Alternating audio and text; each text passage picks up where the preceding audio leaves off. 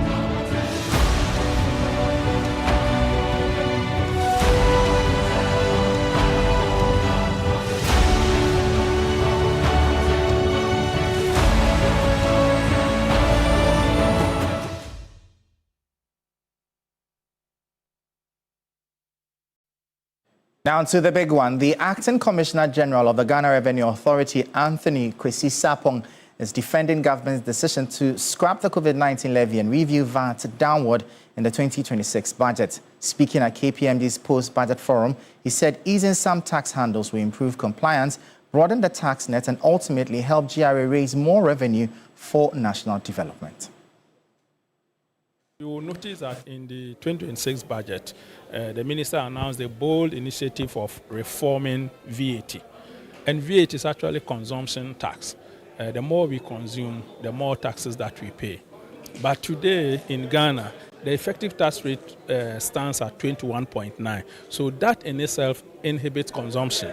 If you take it simply, for every 100 Ghana cedi that you have to spend, about 20% is going to VAT.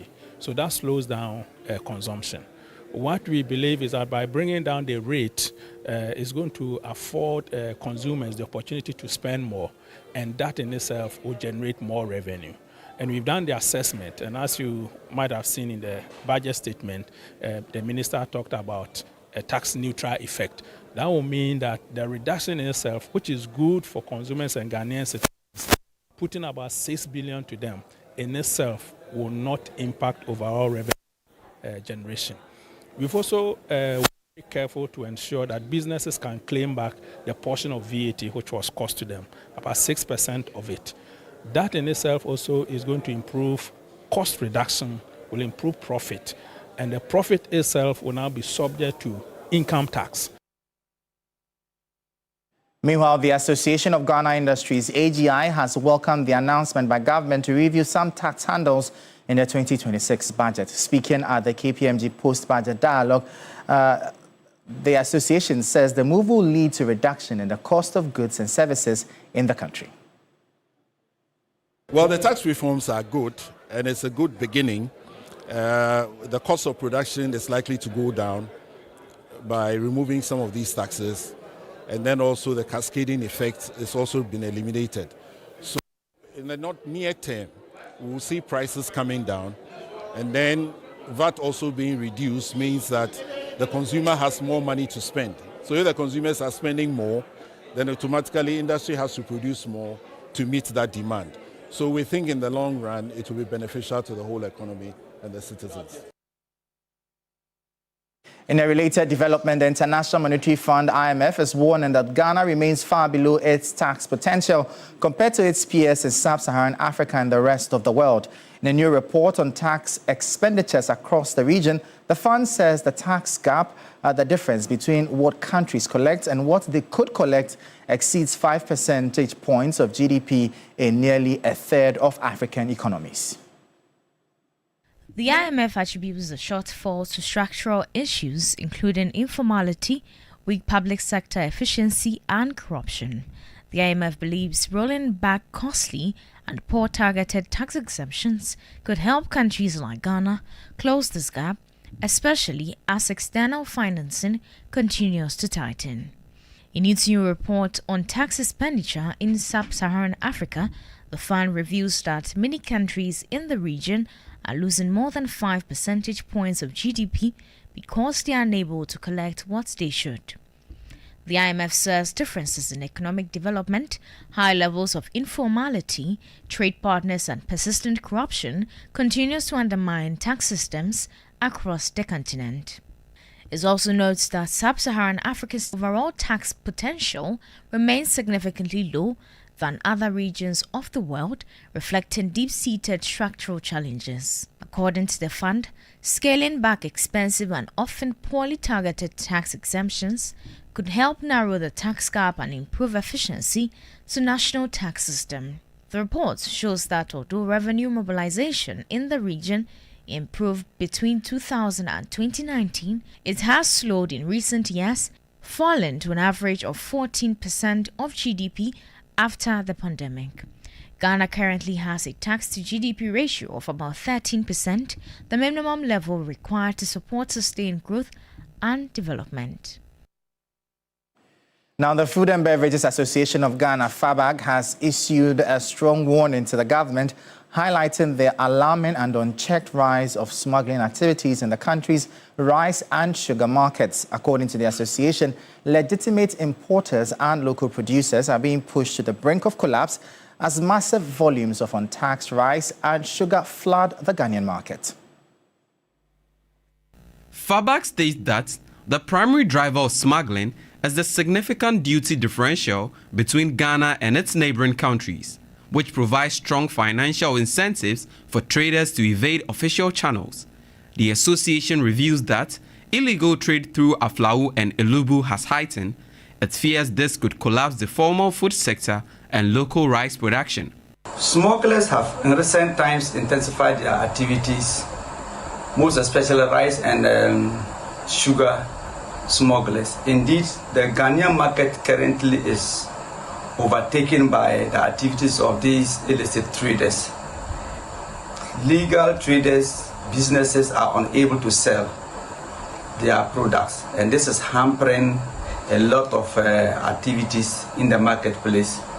The smuggling products are clearly very visible in the Ghanaian market. According to FABAG, this is not just unfair competition, it is economic sabotage.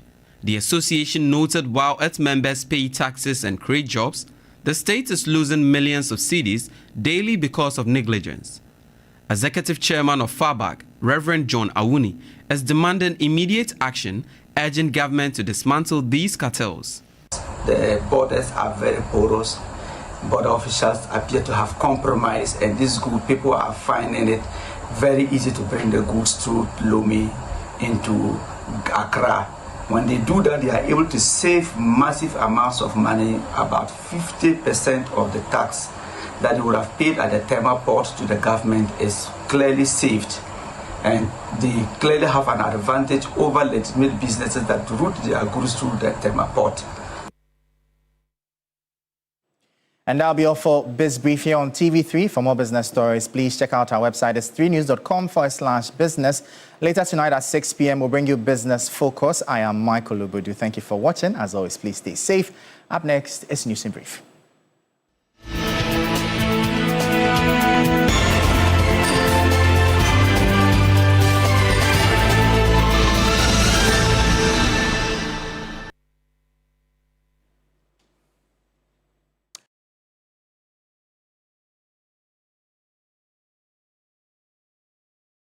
of Parliament, an initiative aimed at strengthening Ghana's governance system through advanced education, research and leadership development. MPs and parliamentary service staff will get research capabilities, strategic leadership skills and specialized knowledge, ultimately enhancing governance and public administration in Ghana. It's very, very important then that we emphasize and reinforce the human capital of Parliament. Research skills allow sharper oversight, right? Committees with research-based staff are more likely to see holes in sloppy arguments. They are more likely to be able to understand the right questions to ask. And they are more likely to give stronger recommendations that are implementable. Research skills also improve MPs' representation in their constituencies. If you're going to get a support and the involvement of your constituency in your debates, in your arguments in Parliament, in your programs, they need to know the logic behind what you're doing. The Speaker Scholarship has been designed with a clear and compelling purpose to make advanced academic training accessible to the very people who shape our laws, policies, and governance systems. I'm very vigilant and focusing on those who really are prepared to do what? To shape our laws. We are not prepared to give it to people who are gallivanting all around the country looking for other things, using the opportunity of being a member of Parliament.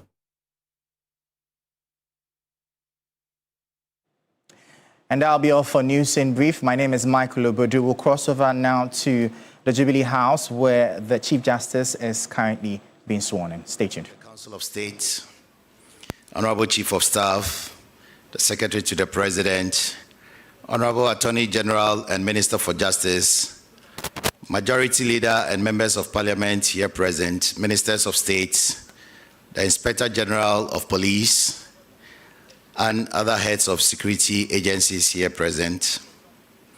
My lords,